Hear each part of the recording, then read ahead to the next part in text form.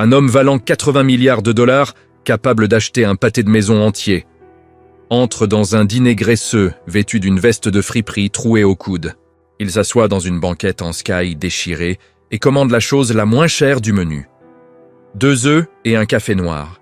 La serveuse, noyée sous les dettes médicales et en train de faire un double service, ne le regarde pas avec dégoût, mais avec une simple gentillesse fatiguée. Mais quand un client fortuné tente d'humilier cet homme pauvre, sa réaction déclenche une chaîne d'événements qui va changer leur vie et toute la ville à jamais. Ce n'est pas seulement l'histoire d'un riche déguisé, c'est l'histoire de ce qui se passe quand le vrai caractère est enfin vu. L'air de la salle de réunion du 90e étage de Garrick Global Holdings était si stérile qu'on aurait dit qu'il avait été mis sous vide. Edward Garrick, un homme dont la fortune fluctuait avec les marchés mondiaux, mais restait toujours au-dessus de 80 milliards de dollars, regardait par l'immense baie vitrée. En contrebas, New York s'étalait comme une carte électronique, un réseau complexe de lumière et de vie qu'il possédait sans les comprendre. L'image est mauvaise, déclara Edward Lawrence Bishop, son directeur général et rival de toujours, d'une voix lisse et tranchante. La chronique du Sentinelle ce matin vous appelle le roi ermite de Manhattan. Il vous dépeigne comme déconnecté. Un dragon assis sur son tas d'or, totalement détaché des gens qui utilisent réellement nos produits et vivent dans nos immeubles. Edward ne se retourna pas. Le Sentinelle est un torchon, Lawrence. Je me fiche de l'image. Je me soucie des projections du 4e trimestre. Et le conseil d'administration se soucie du cours de l'action qui est lié à la perception publique. Rétorqua Lawrence en se penchant en avant. Il vous voit dans votre tour, approuver des acquisitions et des fermetures, sans jamais voir les visages des gens touchés. Ce nouveau projet de rénovation urbaine, il déplace des milliers de personnes. Il nous faut du positif en matière de communication. Que proposez-vous? Que j'aille embrasser quelques bébés à l'inauguration d'un refuge? Railla Edward en se tournant enfin. Son costume gris anthracite coûtait plus cher qu'une voiture moyenne. Lawrence sourit, un éclat prédateur dans le regard. Non, quelque chose de plus immersif. Je vous propose un pari, Edward. Un défi, si vous préférez. Je ne parie pas. Considérez-le alors comme une étude de marché indispensable. Pendant une semaine, 7 jours, vous vivrez comme eux. Aucun accès à vos comptes, vos voitures, votre nom. On vous loue une chambre dans une auberge de jeunesse du quartier des Entrepôts, un téléphone jetable et 300 $ en liquide. C'est tout. Voyons si le roi ermite peut survivre parmi les gens ordinaires. Edward allait balayer l'idée d'un revers de main, une pitrerie infantile. Quand il croisa le regard de Lawrence, une certitude arrogante qu'il en serait incapable. Qu'il était trop mou, trop distant, trop royal pour affronter la réalité. Le défi n'avait rien à voir avec les relations publiques. Lawrence testait sa solidité. D'accord, lâcha Edward d'une voix dangereusement basse. Une semaine. Mais à mon retour, Lawrence, le comité de dépassement budgétaire du projet de rénovation urbaine, Suki, vous le dirigerez vous-même sur le terrain. Le sourire de Lawrence vacilla, mais il hocha la tête. Marché conclu. 2 jours plus tard, Edward Garrick avait disparu. À sa place, Ed, un homme qui semblait avoir été mâché puis recraché par la ville. Son déguisement était d'une simplicité douloureuse, une chemise de flanelle usée, achetée en friperie, un jean délavé aux genoux, des bottes de travail éraflées. Il ne s'était pas rasé depuis 2 jours. La barbe grise naissante le faisait moins ressembler à un milliardaire qu'à un type à une étape du métro comme lit. Les 300 $ fondaient plus vite que prévu. La chambre d'auberge était une boîte exiguë et bruyante qui sentait le moisi. Pendant 48 heures, il avait marché dans les rues, invisible. On ne l'ignorait pas simplement, on le traversait du regard. Son pouvoir, son nom, sa présence même, tout avait été dépouillé par une chemise bon marché. Il avait faim. Pas la faim polie, je devrais programmer un déjeuner, à laquelle il était habitué, mais un creux lancinant dans l'estomac. Il lui restait 40 $ pour 5 jours. Il se retrouva devant le Blue Plate Dinner, une relique longue et étroite coincée entre un sex shop et une laverie. L'enseigne clignotait, le plate grésillait. Les vitres étaient embuées. Ça sentait la friture, le café froid et l'eau de javel industrielle. Il poussa la porte. Une clochette tinta. Le dîner était réel. Tout ce que sa salle de réunion n'était pas. Le sky des banquettes était fendu, laissant voir la mousse jaune. Le carrelage damier était usé jusqu'à la trame. Un long comptoir courait le long du mur. Quelques habitués y serrèrent leurs tasses. Dans l'air, crépitement de poêle, bruit de vaisselle et une radio crachotante qui passait une chanson oubliée des années 80. Il se glissa dans une banquette près de la fenêtre. Le siège était froid. Une dizaine de regards le balayèrent, l'évaluèrent, le rejetèrent. Il faisait partie du décor abîmé. Une serveuse apparut. Elle semblait épuisée. Cheveux noirs, tirés en queue de cheval sévère. Cernes violacées sous les yeux. Mais son uniforme, robe bleu clair et tablier blanc, était impeccable. Son badge, légèrement de travers, indiquait « Bethany ». « Café » demanda-t-elle. Sa voix n'était ni joyeuse ni pétillante. Juste plate, professionnelle, épuisée. « Noir, s'il vous plaît », répondit Ed. Sa propre voix lui parut rauque. Elle revint aussitôt, une grosse tasse marron ébréchée dans une main, la cafetière dans l'autre. Elle versa sans un mot, glissa un menu plastifié sur la table et passa au box suivant. Ed l'observa. Elle se déplaçait avec une efficacité presque hypnotique. Débarrasser, remplir les cafés, prendre la commande d'une équipe de chantier, tout en gestes minimaux, sans perte d'énergie. Il ouvrit le menu. Les prix semblaient d'un autre temps. Il chercha le plat le moins cher qui puisse passer pour un repas. Il le trouva dans la rubrique « Basique » toute la journée. 2 œufs, au choix, sans accompagnement, $3,50. Quand Bethany revint, carnet en main, il ne leva pas les yeux. Il désigna simplement le menu. Juste les 2 œufs, plats et le café. Il se prépara au soupir, au regard de pitié ou de mépris. Après tout, il occupait une banquette précieuse pour une commande à $3,50. Bethany nota simplement « Ça arrive tout de suite ». Elle accrocha la commande à la roue tournante pour le cuisinier et repartit avec la cafetière. Edward Garrick la regarda s'éloigner. Elle ne l'avait pas jugé. Pas moqué, rien, elle l'avait traité comme un client. Dans son état actuel, cela ressemblait à un acte de dignité profonde. Il en serra la tasse chaude et amère de ses mains froides et, pour la première fois de la semaine, sentit une étrange et inhabituelle chaleur humaine. Ed sirotait son café en attendant son maigre petit déjeuner. Le dîner se remplissait avec la cohue du matin. Le niveau sonore montait. Fourchettes qui s'entrechoquent, salutations bourrues, crépitements incessants de la cuisine. Bethany naviguait au milieu comme un requin, vitesse et efficacité, visage fermé à toute émotion autre qu'une politesse neutre. La clochette retentit à nouveau, suivie cette fois d'un éclat de rire bruyant et prétentieux. Un homme et une femme entrèrent en réclamant l'attention. L'homme, la trentaine finissante, portait un costume un peu trop brillant et une montre ostentatoire. Cheveux gominés, démarche d'un commercial moyen qui vient de conclure une affaire et se croit arrivé. La femme, Tiffany, était couverte de logos. Son parfum perçait l'odeur de bacon frit. « Mitch, mon pote !»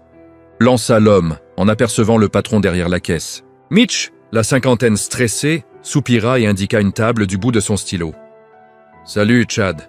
Il y a une banquette propre au fond. »« Non, on prend celle-ci » déclara Chad, en désignant la banquette, juste en face d'Ed. Ils s'y installèrent. Bethany fut là en une seconde, verre d'eau en main. « Bonjour. Qu'est-ce que je vous sers ?» Chad ne la regarda même pas, trop occupé à impressionner Tiffany. « Ouais. Café. Et je veux le Lumberjack Slam, bacon en extra. En extra, hein. Et dis au cuistot de pas le cramer comme la dernière fois. Elle prendra. »« T'as choisi, chérie ?»« L'avocado toast ?»« Non. En fait, le Healthy Start Omelette avec un bol de fruits en accompagnement. » dit Tiffany en refermant le menu d'un coup sec. « Très bien. Dans ta Bethany. Et de café, un Lumberjack Bacon Extra, un Healthy Start Omelette. » Au moment où elle tournait les talons, le cuisinier posa une assiette dans le passe-plat avec un claquement. « Commande. »« 2 œufs, trop ensoleillés !» Bethany prit l'assiette, petite, blanche, contenant seulement 2 œufs au plat parfaitement cuits et luisants, et la déposa doucement devant Ed. « Voilà, monsieur. » Ed murmura un « merci ». Ce simple échange, discret et calme, sembla mettre Chad hors de lui. Il observait Ed avec un rictus pendant que celui-ci prenait sa fourchette. « Sérieux ?» lança Chad assez fort pour que tout le dîner entende. Ed se figea, fourchette à mi-chemin, Bethany se raidit. « Pardon ?» demanda Ed. « J'ai dit, sérieux ?» répéta Chad en montrant Ed du pouce. « Tu viens dans un dîner, tu prends une banquette entière et tu commandes 2 œufs? Juste 2 œufs? T'économises pour pouvoir t'offrir une tartine après ?» Tiffany gloussa. Ed sentit une vague de honte et de colère lui monter au cou. Dans son monde, les insultes étaient ciselées et murmurées dans des salles de conseil. Pas hurlées dans un resto populaire. Il n'avait pas de protocole pour ça. Je voulais juste des œufs, répondit-il d'une voix faible. Ouais, certains d'entre nous sont là pour prendre un vrai petit déjeuner, mon vieux. Il ricana Chad. Les gens comme toi, ça fait du tort au commerce.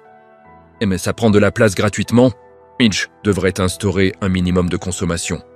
Avant même qu'Ed puisse digérer l'humiliation, Bethany s'interposa physiquement entre les 2 banquettes. Elle ne regardait pas Ed, son regard était riveté sur Chad. « Monsieur », dit-elle, et sa voix n'avait plus rien de plat. Elle était froide et dure comme l'acier. Nous n'avons pas de minimum de consommation. Tous nos clients sont les bienvenus ici, peu importe ce qu'ils commandent. Chad parut d'abord surpris, puis agacé. « Et je disais juste ça comme ça.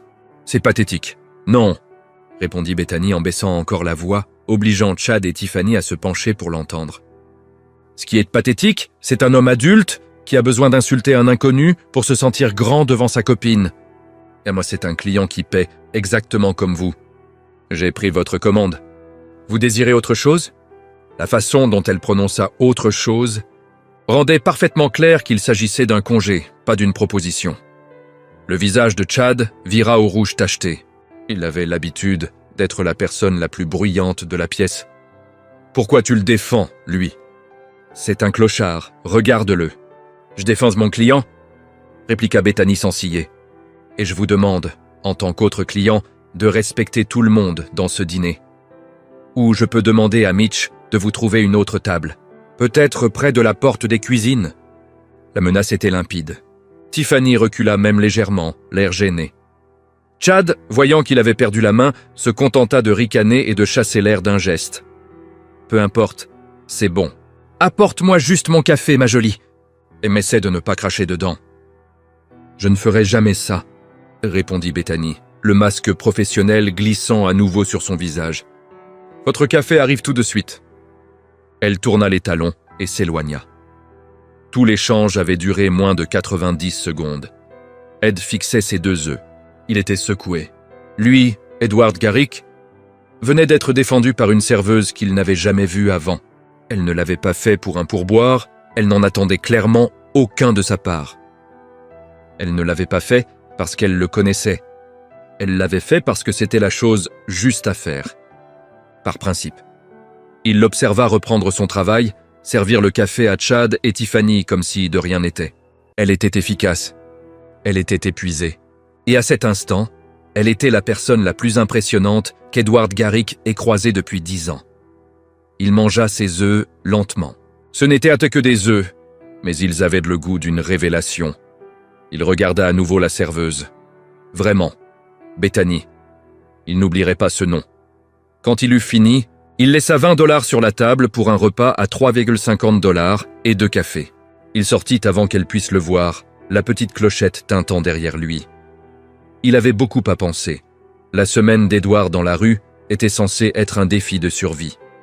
Elle se transformait rapidement en éducation. Il n'arrivait pas à chasser le dîner ni la serveuse de son esprit. Il revint le lendemain, puis le surlendemain. Pour la première fois de sa vie, il devint un habitué. Il s'installait toujours à la même banquette, commandait toujours la même chose, café noir. Parfois, il ajoutait une tranche de pain grillé sec.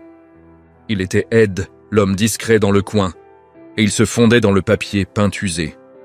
De ce poste d'observation, il commença à voir le dîner non plus comme un simple lieu où manger, une ligne sur un budget, mais comme un organisme vivant. Mitch, le patron, en était le cœur stressé et anxieux, S, le cuisinier, les poumons enflammés.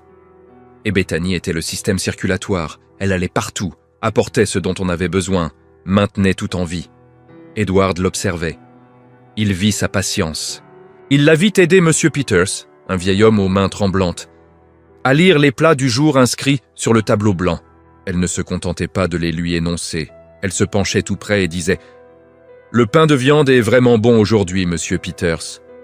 S l'a fait ce matin, pas d'hier. » Il la vit gérer une jeune maman dont le bambin piquait une crise monumentale, hurlant et jetant ses crayons par terre. Bethany ne fronça pas les sourcils. Elle s'approcha, s'agenouilla et tendit à l'enfant un petit verre avec une cerise au marasquin et une paille. « C'est une boisson spéciale de pompier, » dit-elle. L'enfant fut immédiatement distrait. La mère la regarda avec des larmes de gratitude. Mais c'est pendant les creux, ces heures calmes du milieu d'après-midi, qu'Ed apprit le plus. Il restait des heures sur un seul café. Bethany, l'ayant accepté comme partie du décor, vaquait à d'autres occupations. Il la vit derrière le comptoir, dos au reste du dîner. Un énorme manuel ouvert devant elle. Il plissa les yeux. Ce n'était pas un prospectus de cours du soir. C'était un manuel avancé de finances d'entreprise. Un après-midi, il la vit au téléphone public près des toilettes, le dos raide. Il n'entendit que sa partie de la conversation, voix basse, étendue. « Maman, s'il te plaît, ne discute pas. Il faut absolument renouveler l'ordonnance. Non, je me fiche de ce qu'a dit le docteur Howell sur le prix. Parce qu'on va trouver une solution. Je vais trouver. Non, mes services vont bien. Mitch m'en donne un supplémentaire samedi. Oui, je mange. Je vais bien. » Elle raccrocha et posa son front contre le mur pendant 10 bonnes secondes, les yeux fermés. Ed la vit inspirer profondément, un souffle tremblant, puis se ressaisir. Elle se redressa, lissa son tablier et retourna en salle, le masque professionnel bien en place. « Encore un peu de café, monsieur Peters ?» Les pièces du puzzle s'assemblèrent, l'épuisement, le manuel de finances, le besoin désespéré de services supplémentaires. Elle n'était pas seulement serveuse. Elle était aidante familiale, étudiante et soutien de famille, tout ça dans un seul corps de jeune femme épuisée. Le même jour, un peu plus tard, Ed réglait son café au comptoir. Mitch encaissait. Bethany sortait, son service terminé. Elle avait troqué l'uniforme contre un jean et un sweat, un sac à dos lourd sur l'épaule. « À demain, Mitch !»« Attends, baisse !» lança Mitch en terminant avec Ed. « T'as une minute ?» Elle soupira, ajustant le poids du sac. « Oui, quoi ?» « Le prêt bancaire. Ils ont refusé l'ultime recours. Ils appellent la dette. » Le visage de Bethany devint livide. Plus pâle et terrifié qu'Ed ne l'avait jamais vu. « Quoi ?»« Ken sait ce que ça veut dire. »« Ça veut dire qu'on a 30 jours, » répondit Mitch d'une voix brisée. 30 jours pour rembourser le ballon de 50 000 $. Où ils saisissent. 50 000 ? La voix de Bethany n'était plus qu'un couinement. « C'est tout le pâté de maison !» expliqua Mitch en désignant vaguement l'extérieur. « Les taxes ont triplé. Ce nouveau promoteur, cette société GGH, rachète tout. Il nous étrangle. La banque sait que le terrain vaut plus que le dîner. Il préfère qu'on fasse défaut pour pouvoir revendre le lot au promoteur. » Le sang d'Ed se glaça.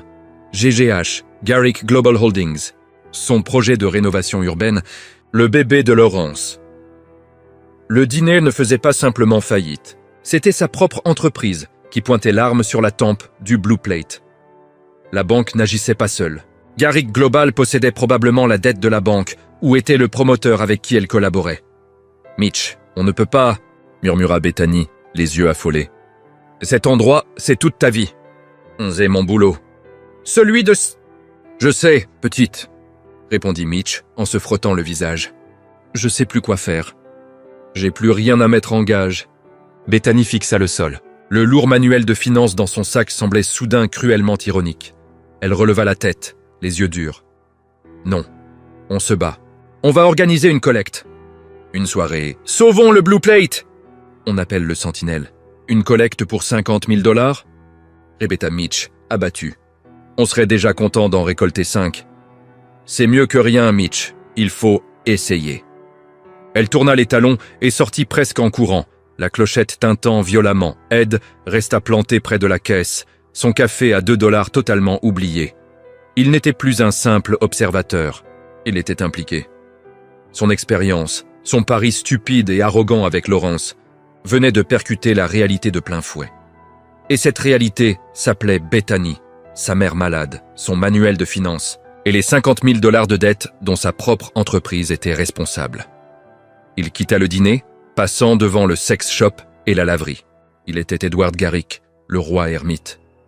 et il venait de découvrir que son royaume était bâti sur les ruines de lieux comme le Blue Plate et sur le dos de gens comme Bethany. Le lendemain, l'atmosphère du dîner était lourde d'une angoisse silencieuse et toxique. Les habitués, M. Peters, l'équipe de chantier, le sentaient. Mitch n'était plus seulement stressé, il avait l'air brisé. Bethany fonctionnait à l'énergie nerveuse pure. Elle restait polie, efficace. Mais son sourire était une couche de peinture fragile. Ed était à sa banquette habituelle, sirotant son café. Il se sentait comme un espion, un traître parmi eux. Il connaissait leur sort, et il en était l'architecte. Vers 11 heures, la clochette retentit. Cette fois, ce n'était pas un client. Un homme en costume à $1000 entra, tout en lignes épurées et surface polie. Une lame moderne et tranchante dans ce dîner usé et doux. Il tenait un porte-documents en cuir. Ed le reconnut immédiatement. Il en employait des milliers comme lui. Un requin. L'homme ignora le panneau « Veuillez attendre qu'on vous place » et se dirigea droit vers le comptoir où Mitch comptait les reçus. « Mitchell Turner » demanda-t-il d'une voix lisse mais chargée de condescendance implicite. « C'est moi » et me répondit Mitch, méfiant. « Martin Henderson » annonça l'homme sans tendre la main, en posant simplement une carte de visite sur le comptoir. « Je représente la division de redéveloppement urbain de Garrick Global Holdings. » L'estomac d'Ed se noua. Un des hommes de Lawrence.Bethany, qui remplissait les sucriers, se figea. Sa tête se releva brusquement. « Je pense que vous savez pourquoi je suis là. » Et poursuivit Henderson en ouvrant son porte-documents. « La dette bancaire. Comme vous le savez, elle a été appelée. Et depuis ce matin, GGH en a fait l'acquisition. Vous avez racheté notre dette ?» balbutia Mitch. « Exactement !»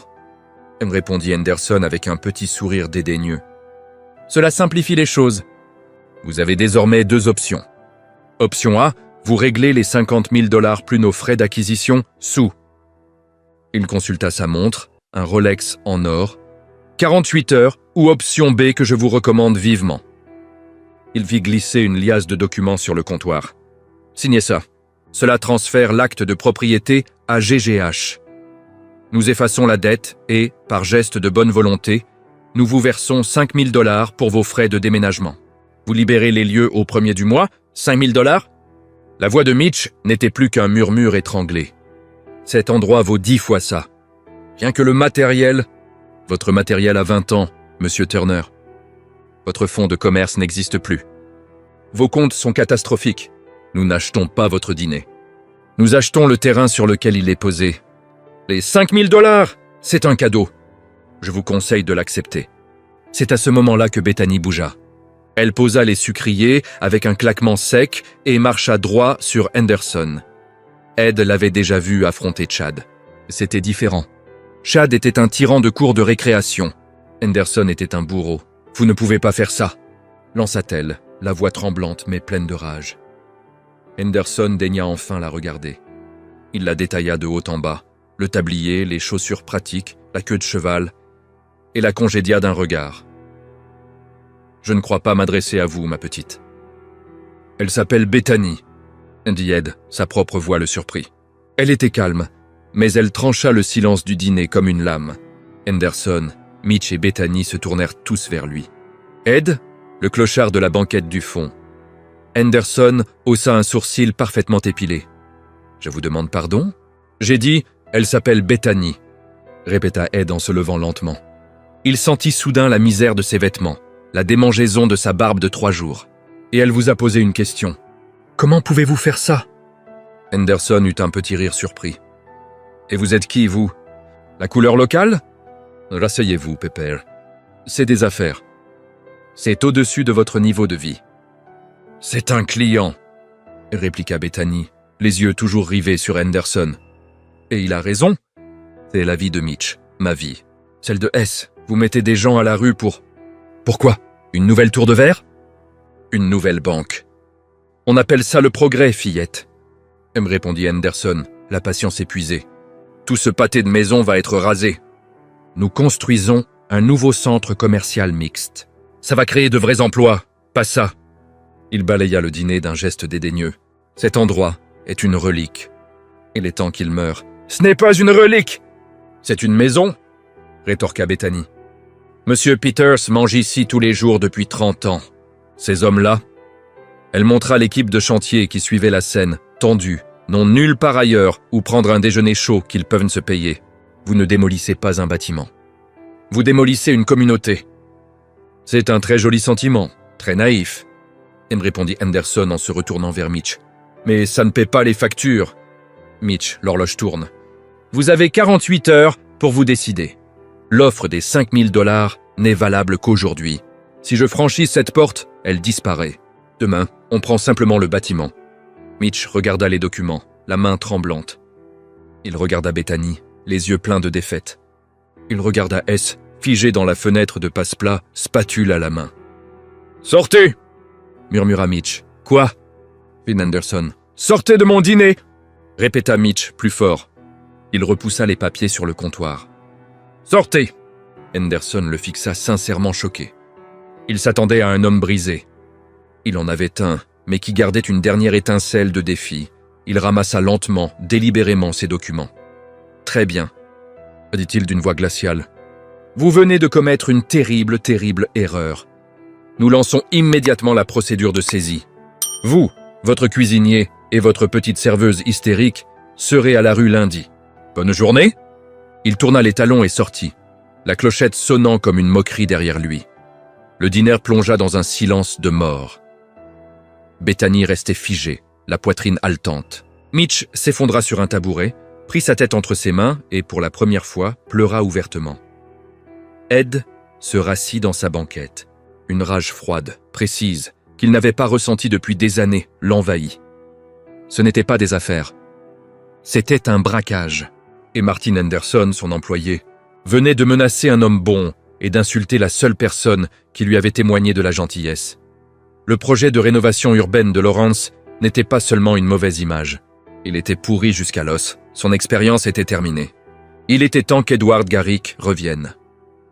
Le reste de la journée fut un brouillard de désespoir silencieux. Le Blue Plate Dinner ressemblait à une chambre mortuaire.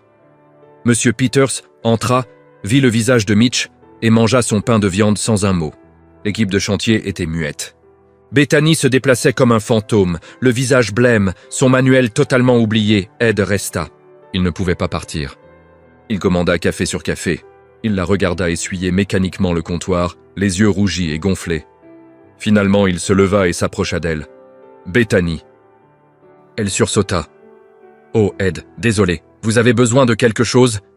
J'ai entendu ce que cet homme a dit. « Pour tout ?» Elle eut un rire amer, tranchant. « Ouais, eh ben, le progrès, hein ? Les petits se font toujours écraser. » Elle claqua un salière sur le comptoir. « Je sais pas quoi faire. Je lis ce manuel tous les soirs. Finance d'entreprise. J'essaie d'apprendre leur langue, de construire quelque chose, et eux, ils prennent tout avec un bout de papier. « Qu'est-ce que vous feriez ?» demanda Ed à voix basse. « Quoi ? Si vous pouviez faire quelque chose. Si vous aviez, je sais pas, du pouvoir, de l'argent, qu'est-ce que vous feriez ?» Bethany arrêta d'essuyer. Elle s'appuya sur le comptoir, fixant le formica usé. « Je sauverai cet endroit. Pas juste pour moi, pour Mitch. Il m'a embauché quand personne ne voulait. Quand maman est tombée malade la première fois, il me laisse étudier, ici. C'est un homme bien. Il ne mérite pas ça. » Elle regarda autour d'elle. « On ne sait pas que Mitch, c'est Monsieur Peters. C'est Maes, il a 2 gosses. C'est pas juste un bilan comptable. C'est ça qu'ils ne comprennent pas. C'est ça que ce vautour d'Henderson ne comprend pas. C'est un lieu. Un vrai lieu. On ne peut pas mettre un prix là-dessus. » Elle le regarda enfin, les yeux scrutateurs. « Et vous, Ed? Votre rêve, c'est quoi? Si vous n'êtes pas juste. Là, vous feriez quoi ?» La question le prit au dépourvu. Personne ne la lui avait posée depuis 30 ans. Je sais plus, répondit-il. C'était la phrase la plus honnête qu'il ait prononcée de toute la semaine. Je crois que j'aimerais construire quelque chose qui dure. Quelque chose qui compte plus qu'un cours de bourse. Elle lui adressa un petit sourire triste. Ouais, ça sonne bien. Soudain, la porte du dîner s'ouvrit violemment, la clochette hurlant. Chad, le commercial arrogant de l'autre jour, seul cette fois et l'air contrarié. « Hé, serveuse !» aboya-t-il en se laissant tomber dans sa banquette habituelle. café et une carte. Émagnez-vous, je suis en retard pour un client. Les épaules de Bethany s'affaissèrent. Elle prit une tasse et un menu. Tout de suite, monsieur, c'est Chad, corrigea-t-il sèchement. Elle versa le café. En se retournant, Chad remarqua Ed debout au comptoir. Toi encore? Ricana-t-il en le détaillant. Quoi, t'es le nouveau plongeur maintenant? Ou t'es juste collé au comptoir? Toujours en train de faire durer tes 2 œufs de mardi? Bethany, qui s'éloignait, s'arrêta net. Laissez-le tranquille, Chad, me dit-elle, la voix tremblante de toute la rage accumulée de la journée. Je suis pas d'humeur. Pas aujourd'hui! Ouh, la rebelle! Se moqua Chad. Qu'est-ce qui va pas? Ton copain Clodo te pose problème? Il regarda Ced à nouveau. Tu sais, mec, c'est vraiment triste de pomper une fille qui bosse dur comme ça. Va donc dans un foyer. Arrête de puer l'endroit. C'était le moment Ed avait vu Bethany le défendre quand elle était simplement fatiguée. Il allait maintenant voir ce qu'elle faisait quand elle était brisée. Bethany pivota. Au lieu d'aller à la table de Chad, elle se dirigea droit vers la porte d'entrée. Elle la déverrouilla et l'ouvrit en grand.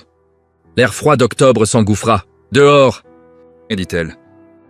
Chad la regarda, bouche bée. Tu viens de me dire quoi? J'ai dit dehors, répéta-t-elle, la voix claire, absolue.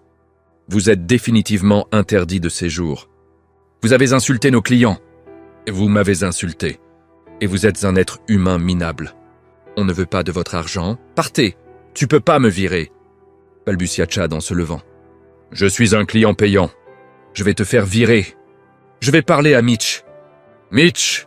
Cria Bethany sans quitter Chad des yeux. Mitch sortit en titubant du bureau, les yeux injectés de sang. Quoi? Qu'est-ce qui se passe? Je refuse de servir cet homme, et déclara Bethany en le montrant du doigt. Il harcèle un autre client et moi. Je veux qu'il parte. Vous me soutenez? Mitch regarda Chad, rouge d'indignation. Il regarda Bethany, droite comme une statue, la main sur la porte. Il regarda Ed, l'homme discret qui était la cible des insultes. Mitch alla au comptoir, prit le téléphone et commença à composer un numéro. Oui, je la soutiens. Monsieur, vous partez de vous-même ou vous expliquez ça à la police. À vous de choisir. Le visage de Chad passa du rouge au blanc. C'était un tyran et on venait de l'appeler. C'est ridicule. De toute façon, c'est une décharge ici. Vous allez entendre parler de mon avocat? Super, répondit Bethany. Dites-lui d'envoyer ses courriers vite. Cette décharge ne sera peut-être plus là la semaine prochaine. Grâce à des gens qui croient posséder le monde. Chad attrapa son manteau, jeta $2 sur la table pour le café qu'il n'avait pas bu et sortit en furie, bousculant Bethany au passage. Elle claqua la porte derrière lui et la verrouilla. Elle retourna l'écriteau ouvert sur fermé. Alors qu'il n'était même pas encore 15 heures, le dîner retomba dans le silence. Bethany, commença Mitch abasourdi. Tu n'aurais pas dû. Si, je devais, répondit-elle, la voix tremblante. Si on coule, Mitch, on coulera avec un peu de dignité. On ne sera pas le punching ball de riches abrutis. Pas tant que je serai là. Elle s'appuya contre la porte, l'adrénaline retombant enfin. Elle glissa le long du mur et s'assit par terre, le visage enfoui dans les mains. Mon Dieu, Mitch. Je crois que je viens de nous faire perdre un client. C'est pas grave, petite. C'est pas grave. C'était un con de toute façon. Mitch alla simplement s'asseoir par terre à côté d'elle. Ed les regarda. Le patron brisé et sa serveuse au cœur de lion, assis sur le carrelage de leur dîner condamné. Il avait vu sa gentillesse. Il avait vu sa colère. Il avait vu sa dignité. Il en avait assez vu. Il se dirigea vers la porte. Bethany leva les yeux, le visage strié de larmes. « Merci pour ça », dit Ed d'une voix rauque.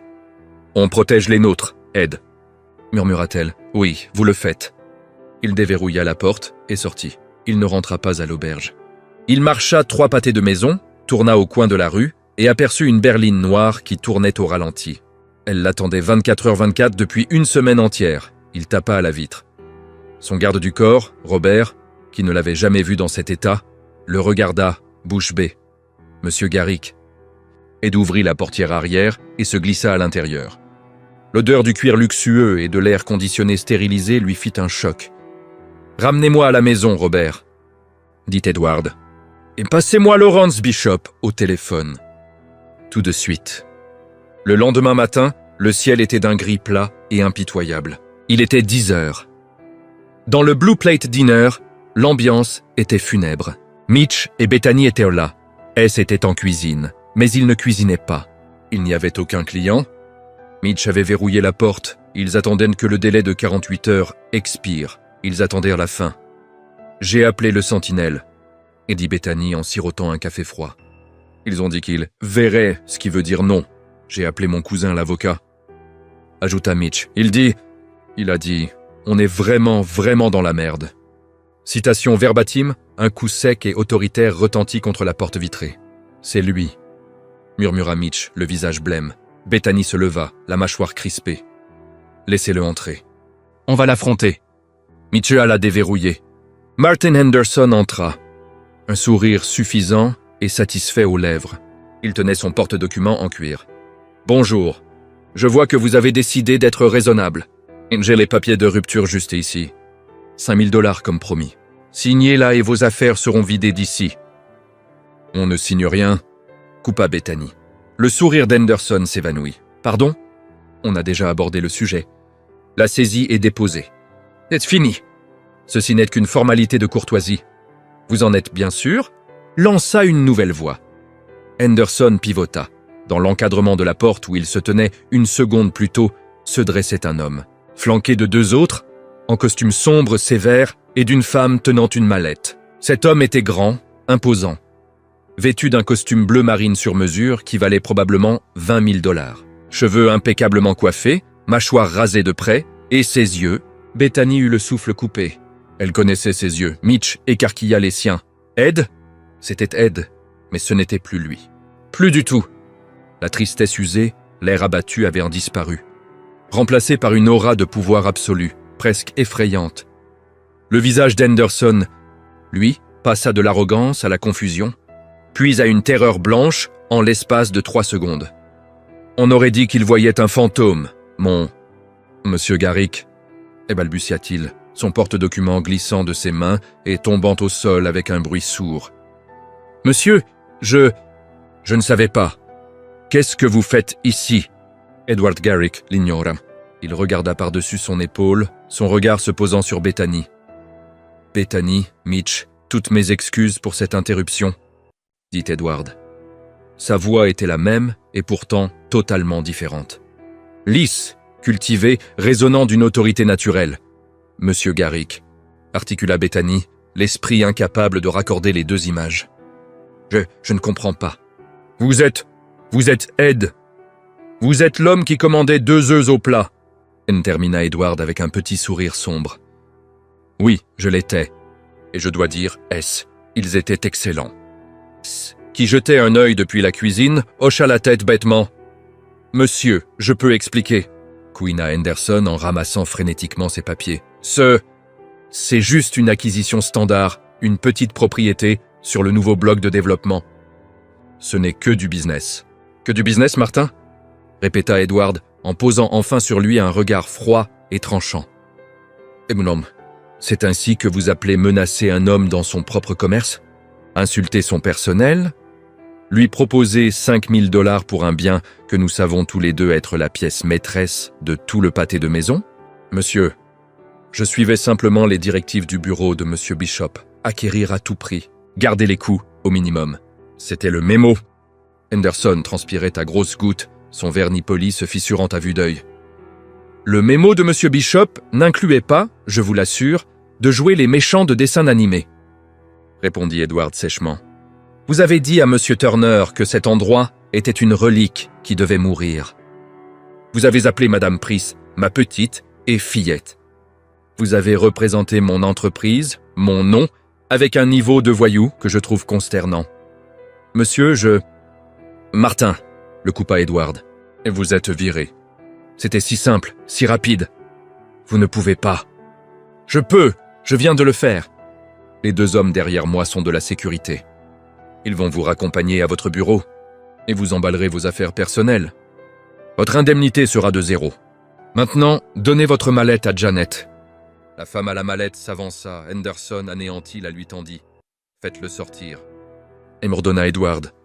Les agents de sécurité le prirent par les coudes. « Monsieur Garrick, je vous en supplie. »« Ma carrière !» Ils le guidèrent dehors. La clochette tinta. Il avait disparu. Le dîner était silencieux. Edward Garrick se tenait au milieu de la salle. L'homme aux milliards de dollars dans un dîner de quartier. Il se tourna vers Mitch et Bethany, qui s'accrochaient au comptoir pour ne pas tomber. « Monsieur Turner, Madame Price, je suis Edward Garrick, PDG et fondateur de Garrick Global Holdings, et je suis profondément, sincèrement désolé pour ce que mon entreprise vous a fait subir. » Il s'approcha du comptoir, décrocha un stylo de sa veste, prit les documents de saisie tombés du porte-documents d'Henderson et, d'un trait large et décidé, écrivit « Annulé » en travers de la première page. Il signa « Garrick, c'est fini », dit-il en faisant glisser le papier vers Mitch. « La dette est annulée. Le Blue Plate Diner est et restera votre propriété, libre de toute charge. » Mitch regarda le papier, regarda Edward. Ses jambes cédèrent. Il s'effondra sur un tabouret. Bethany fixait Edward, l'esprit en ébullition. L'homme discret, le manuel, le combat contre Chad, sa question. « Qu'est-ce que vous feriez si vous aviez du pouvoir ?»« C'était lui, c'était vous, » murmura-t-elle, la voix faible. « Vous nous testiez ?»« Je me testais moi-même, » répondit Edward plus doucement. « J'étais perdu. Mon entreprise, ma vie, tout était devenu stérile, déconnecté. On m'a dit que je ne comprenais pas le monde réel. Alors je suis venu le voir. Je ne m'attendais pas à trouver ça. À vous trouver, vous !» Il la regarda droit dans les yeux, avec un respect profond. Votre gentillesse envers un homme que vous preniez pour un clochard. Votre défense face à ce tyran de Chad. Votre caractère, Bethany. Alors que vous aviez toutes les raisons d'être aigri, vous avez été bonne. Alors que vous affrontiez la ruine, vous êtes resté digne. Vous m'avez rappelé ce que signifie vraiment la valeur. La clochette retentit à nouveau. Un homme entra en trombe, l'air paniqué. Lawrence Bishop, le directeur général d'Edward. Edward, Dieu merci, Robert m'a appelé. Qu'est-ce que c'est que cette histoire? Qu'est-ce que tu fabriques? Ipuntok, Henderson hurle au téléphone. Tu ne peux pas le virer comme ça. Cette saisie est vitale pour le... Lawrence s'arrêta net. Il vit le dîner. Vit Mitch, vit Bethany. Et vit l'expression sur le visage d'Edward. Le pari est annulé, Lawrence. Quoi? Mais tu as tenu la semaine entière. Je dis qu'il est annulé parce que j'ai gagné, répondit Edward. J'ai trouvé la seule chose dans laquelle notre entreprise de 80 milliards est totalement en faillite. L'intégrité. Quant au projet de rénovation urbaine, il est annulé. Avec effet immédiat. Annulé? Hurla Lawrence. Edward, c'est un projet à 9 chiffres. Le conseil d'administration va te couper la tête. Qu'ils essayent, répliqua Edward. Je dissous la division de rénovation urbaine. Nous ne sommes plus dans le business qui détruit des communautés. Nous sommes dans celui qui les construit. Il se tourna vers Bethany. Ce qui m'amène à ma proposition. Une proposition? Répéta Bethany, la tête qui tournait. Ce n'est pas de la charité, précisa aussitôt Edward en levant la main. Je vous ai vu étudier, Bethany. Finance d'entreprise avancée, je vous ai vu faire les calculs d'une collecte dans votre tête quand Mitch vous a parlé du prêt. Vous êtes intelligente, vous êtes solide, et vous avez quelque chose que toute mon entreprise n'a pas, une boussole morale. Il fit un pas vers elle. Je n'annule pas le projet, Lawrence, lança-t-il par-dessus son épaule à son directeur général médusé. Je le pivote. Je crée une nouvelle division chez Garrick Global, l'initiative Garrick Communauté d'abord. Son seul but sera de repérer les petites entreprises, les piliers de quartier comme ce dîner, écrasés par des prêts prédateurs ou l'expansion corporative, et de les sauver. Prête micro, accompagnement, protection juridique. On ne les rachète pas. On investit en eux. Il reporta toute son attention sur Bethany. Il me faut quelqu'un pour la diriger. Quelqu'un qui sait ce que c'est d'être de ce côté-ci du comptoir. Quelqu'un qui connaît la différence entre une relique et une maison. Je vous veux, mademoiselle Price. Je veux que vous soyez à la tête de cette division. Les genoux de Bethany flageolèrent. Moi, diriger une division, je suis serveuse. Vous êtes l'esprit le plus affûté que j'ai rencontré cette année, répondit Edward. Et la seule personne en qui j'ai confiance, pour ne pas en faire un nouveau centre de profit sans âme. Le poste est bien sûr rémunéré, très bien rémunéré. Nous prendrons également en charge la fin de vos études. Il marqua une pause, la voix plus douce.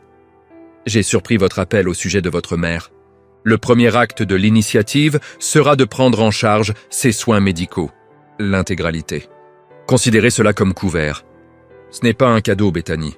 C'est un investissement dans notre nouvelle cadre la plus précieuse. Vous l'avez mérité. Les larmes coulaient sur les joues de Bethany. Pas des larmes de tristesse ou de peur. Des larmes de soulagement pur, écrasant. « Oui », murmura-t-elle. « Oui, bien sûr, oui. »« Parfait. » sourit Edward. « Annette, prenez les coordonnées de Mademoiselle Price. Nous allons lancer la paperasse. » À cet instant précis, comme si l'univers avait un sens de l'humour parfait, la clochette retentit encore. Tout le monde se tourna. C'était Chad. Il entra en trombe, le visage rouge de fureur autosatisfaite. « Je le savais », hurla-t-il en pointant Bethany du doigt. « Mitch, je viens de parler à mon avocat. Vous n'avez pas le droit de me refuser l'entrée. Je porte plainte contre tout ce trouhara pour... » Sa voix mourut. Il vit les costumes, vit Lawrence Bishop, et vit Ed le clochard, désormais vêtu d'un costume à $20 000, qui le regardait avec l'indifférence froide d'un dieu. « Chad », dit Edward, d'une voix dangereusement aimable. Quelle surprise. « Entrez donc. » Chad se figea. « Je... » « Qui... quoi ?»« Vous travaillez chez Precision Sales, n'est-ce pas ?» demanda Edward. « Oui, je suis leur meilleur commercial. »« Était, » corrigea Edward. « Precision Sales a un contrat annuel de $50 millions pour fournir le matériel de bureau à l'ensemble du portefeuille nord-américain de Garrick Global. Un contrat qui, il y a environ 30 secondes, est soumis à révision totale et immédiate. » La tête de Lawrence Bishop pivota brusquement. « Edward, on ne peut pas. »« Si, on peut, » trancha Edward. « Je refuse que mon entreprise soit associée à une société qui emploie des tyrans. Chad, vous êtes venu ici à plusieurs reprises harceler un homme que vous preniez pour pauvre et sans défense. Vous avez insulté une femme qui faisait simplement son travail. Votre comportement était, pour reprendre votre propre mot, pathétique. Dites à votre patron qu'Edward Garrick a personnellement annulé le contrat. Vous devriez peut-être mettre à jour votre CV. » Le visage de Chad devint un masque grotesque d'horreur. Il ouvrit la bouche, aucun son n'en sortit. Il fit demi-tour et sortit en titubant, un homme brisé. Le karma fut instantané. Total Edward se tourna vers la salle. Il regarda Mitch, qui serrait le papier marqué « Annulé » comme un ticket de loterie gagnant. « Mitch, votre dîner a besoin de travaux, » dit-il. « Les banquettes sont déchirées. L'enseigne clignote. Le deuxième acte de ma nouvelle division sera de financer une rénovation complète du Blue Plate. Tout ce qu'il faut, sans contrepartie, sans prêt. Considérez cela comme le salaire rétroactif pour la leçon que vous m'avez tous donnée. » Mitch hocha la tête, les larmes coulant librement. « Merci, monsieur Garrick, merci. » Des mois plus tard, le Blue Plate Diner resplendissait. Nouvelle banquette en sky bleu classique, nouvelle enseigne néon qui ne clignotait plus. Sol briqué. Mais le charme était intact. S était toujours en cuisine. Mitch riait derrière la caisse. Monsieur Peters occupait sa banquette habituelle, la clochette tinta, Edward Garrick entra, en pull décontracté, pas en costume. « Bonjour, Edward. » Elle lança Mitch avec un grand sourire. « Mitch. » Edward se glissa dans son ancienne banquette. Une seconde plus tard, Bethany s'approcha. Tailleur pantalon impeccable, tablette à la main, transformée, confiante, reposée, rayonnante. « Vous êtes en retard pour notre réunion, » dit-elle avec un sourire malicieux. « Je sais, » répondit Edward. « Je passais en revue les retombées Precision Sales. Leur action a chuté de 30%. Ils ont viré Chad. Tant mieux, » répondit Bethany. Elle s'assit en face de lui et ouvrit sa tablette. « Concernant le projet communautaire dans le quartier des entrepôts, j'ai repéré 3 commerces exactement comme celui-ci. Écrasés par le nouveau groupe de rénovation urbaine de l'autre côté de la ville. « Vous adorez ça » observa-t-il. « Je suis doué » corrigea-t-elle. « Et vous faites, le nouveau médecin de maman est extraordinaire. Merci. Ravi d'entendre ça. » Un silence de travail confortable s'installa. Finalement, Bethany leva les yeux de sa tablette. « Je peux vous apporter quelque chose ?» Edward Garrick regarda sa nouvelle collaboratrice, sa partenaire dans cette aventure. Il regarda le dîner qu'il avait failli détruire et qu'il avait sauvé à la place. Il sourit. « Vous savez quoi ?» dit-il. « Je vais prendre 2 œufs au plat et un café noir. » Le sourire de Bethany s'élargit. Elle n'écrivit même pas la commande. « Ça arrive tout de suite. Ce que nous venons de voir n'est pas seulement l'histoire d'un homme riche qui apprend une leçon. C'est l'histoire du pouvoir incroyable et discret de la dignité. » Bethany ne savait pas qu'un milliardaire l'observait. Elle a défendu Ed parce que c'était la chose juste. Elle a tenu tête au tyran Chad et au vautour Henderson, non parce qu'elle pensait gagner, mais parce que son intégrité n'était pas à vendre. Cette histoire nous montre que le caractère, ce n'est pas ce qu'on est quand le patron regarde. C'est ce qu'on est quand on croit que personne ne regarde. La vraie valeur n'est pas sur un compte en banque. Elle est dans la façon dont on traite la personne qui ne peut rien nous apporter. Qu'avez-vous pensé du courage de Bethany ? Avez-vous déjà vu quelqu'un se lever pour défendre un inconnu comme elle l'a fait ? Dites-le moi en commentaire. Si cette histoire vous a touché, likez, partagez avec quelqu'un qui a besoin de la voir. Et abonnez-vous à la chaîne pour d'autres histoires vraies qui vous inspireront. Merci d'avoir regardé.